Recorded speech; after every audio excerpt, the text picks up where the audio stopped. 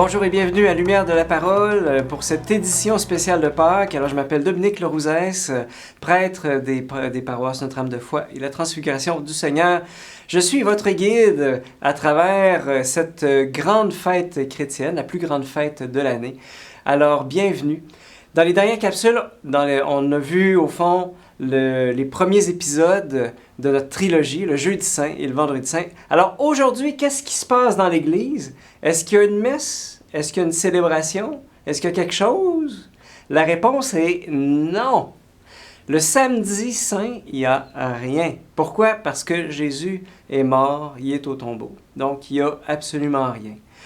Dans la grande confession de foi chrétienne, il y a un passage qui dit que Jésus a été crucifié, est mort, a été enseveli et est descendu aux enfers. Alors, c'est ce qui arrive le Samedi Saint, c'est la descente de Jésus aux enfers. Alors, c'est quoi? C'est les enfers. C'est une expression biblique donc qu'on trouve dans la Bible, en fait, pour désigner le séjour des morts. Jésus, il est le sauveur des vivants et des morts. C'est pour ça que la foi chrétienne confesse que Jésus a connu la mort pour rejoindre tous les hommes. Il les a rejoints par son âme au séjour des morts. Mais il y est descendu en sauveur, en proclamant la bonne nouvelle aux esprits qui étaient détenus. Alors, le Samedi Saint, c'est ce dont on fait mémoire. Il y a une erreur que beaucoup de catholiques peuvent faire, c'est de désigner la grande vigile pascale comme étant la messe du Samedi Saint. C'est faux. Alors, la vigile pascale, même si elle a lieu le samedi soir, eh bien, ce n'est pas la messe du Samedi Saint. Comment ça se fait? Ça demande quelques explications. Alors, traditionnellement, pour les Juifs, alors dans la Bible, le jour suivant, il commence avec l'apparition de la première étoile, le soir après le coucher du soleil. Alors, pour les Juifs, le nouveau jour ne commençait pas à minuit, il commençait avec la tombée de la nuit. Et nous avons importé cette manière de penser, cette manière de faire, cette logique-là dans l'Église, spécialement quand on célèbre des grandes fêtes, comme Noël, la Saint-Jean-Baptiste, l'Assomption de Marie, ou simplement le dimanche. Par exemple, on ne fête pas Noël le 24 décembre, mais bien le 25. Mais le 24 au soir, c'est déjà la fête de Noël. Au moment du coucher du soleil, il y a cette messe de la nuit où on fête l'incarnation de Dieu dans la naissance de Jésus. De même, on peut aller à la messe le dimanche, le samedi soir, au coucher du soleil, parce que c'est déjà le dimanche suivant. Voyez un petit peu? Donc, la fête de Pâques obéit à cette même logique. Ça commence avec le coucher du soleil le samedi soir. Alors, vous comprenez un petit peu mieux?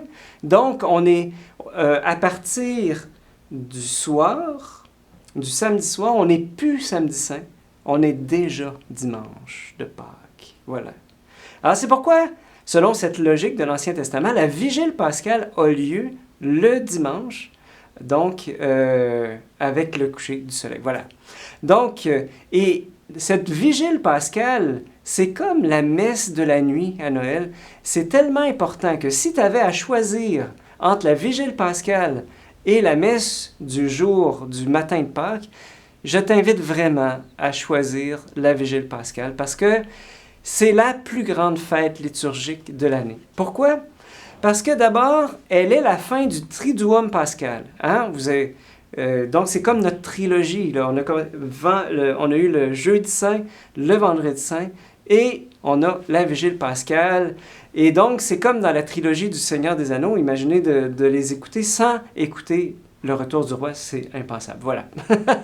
Pour ceux qui connaissent le Seigneur des Anneaux. Alors, rappelez-vous de la scène du Seigneur qui avait commencé avec le signe de la croix, au nom du Père, du Fils et du Saint-Esprit, mais il n'y a pas eu de bénédiction à la fin. Avec l'office du Vendredi Saint, donc il n'y a pas eu de bénédiction, il n'y a pas eu de signe de la croix au début, ni de bénédiction à la fin. Donc, et là, au début de la Vigile pascale, eh bien, on ne commence pas avec le signe de la croix. Nous sommes dans l'Église et il n'y a aucune lumière dans l'Église. On est dans les ténèbres. Et le début de la célébration commence avec un feu qu'on allume dehors, à l'arrière de l'église. On est tous autour du feu. Et à partir de ce feu que l'on bénit, eh bien, le prêtre va allumer le cierge pascal, qui est une grande chandelle, une grosse chandelle. C'est vraiment une colonne de cire, là, quasiment. Et je dirais que ce cierge, eh bien, il est la seule lumière qui illumine l'Église. Et ce feu symbolise en fait la résurrection du Christ, le Christ ressuscité. Et de la même manière que Jésus peut être la dernière source de lumière quand je me retrouve au milieu des ténèbres de ma vie, ainsi le cierge pascal brille et illumine toute l'Église, qui est comme immergée dans les ténèbres. Et ce qui est beau, c'est que ce feu-là va se propager. On va te donner au début de la célébration un petit cierge, tout petit, et à un moment donné, le feu qui était au cierge pascal, il va se rendre jusqu'à toi. Et donc, tu vas allumer ton petit cierge, de sorte que, à un moment donné, toutes les cierges de l'assistance vont être allumés, et ça va être la seule lumière qu'il va y avoir. On n'allumera pas les lumières de l'Église. Et ça, c'est un des plus beaux symboles de la foi. Parce que vous voyez, la foi au Christ, c'est quelque chose que l'on reçoit et que l'on transmet aussi. On le reçoit par quelqu'un qui nous parle de la foi et parce Saint Paul dit dans les Écritures, la foi naît de ce que l'on entend. Mais c'est aussi la foi, elle se donne par le témoignage. Donc, les flammes qui se distribuent les unes aux autres, eh bien, ce sont, au fond, le grand symbole de la foi que l'on a dans le Christ ressuscité d'entre les morts. C'est ainsi que commence la célébration de la Vigile pascale, qui va nous acheminer vers la résurrection du Christ, vers on va célébrer la résurrection du Christ en plein dans les ténèbres. C'est beau, hein? Et donc, je ne sais pas si tu es déjà venu à la messe, mais habituellement, on a l'Évangile précédé de 2 lectures. Mais là, prépare-toi durant la Vigile pascale, parce qu'il n'y a pas 2, mais 7 lectures intercalées d'un psaume. Et ces lectures, je dirais que c'est un petit peu comme notre album de famille. En quelque sorte, on va faire comme tout le résumé de la Bible. On commence avec la création du monde, le sacrifice d'Abraham, la sortie d'Égypte, et on va entendre les prophètes nous parler, on va entendre Saint Paul. Et le prêtre va avoir ensuite la charge ardue de faire une homélie assez courte pour ramasser tout ça. Alors, c'est pourquoi on fête Pâques au printemps, parce que c'est le moment où la nature revit. De la même manière, la résurrection du Christ, en fait, c'est le moment où, en fait, je dirais Pâques, c'est le moment où on est mort avec le Christ pour revivre avec lui. Alors, c'est pour ça qu'avec le printemps, c'est le moment de l'année qui est tout désigné pour célébrer Pâques, justement, où le Christ, en fait, après nous avoir pardonné, nous appelle à s'engager dans une vie nouvelle. Voilà. Et donc, c'est le sens du baptême. Souvent, on célèbre des baptêmes à la Vigile pascale. C'est le lieu tout désigné pour célébrer le baptême, parce que le baptême, c'est justement ma plongée dans la mort et la résurrection du Christ. Donc, mais mon passage de la mort à la vie, des ténèbres à la lumière. Voilà. Et car du moment qu'on l'a rencontré, lui, Jésus, on ne peut plus vivre comme avant. C'est ce que Saint Paul disait dans la lettre aux Romains qui sera lue durant la Vigile pascale.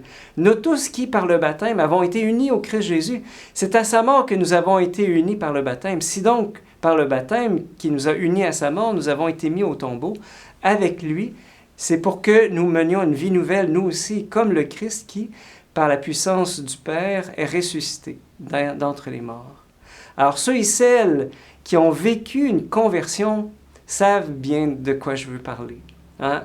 Passer à une vie nouvelle. C'est une expérience forte que nous sommes tous appelés à vivre, peu importe notre âge.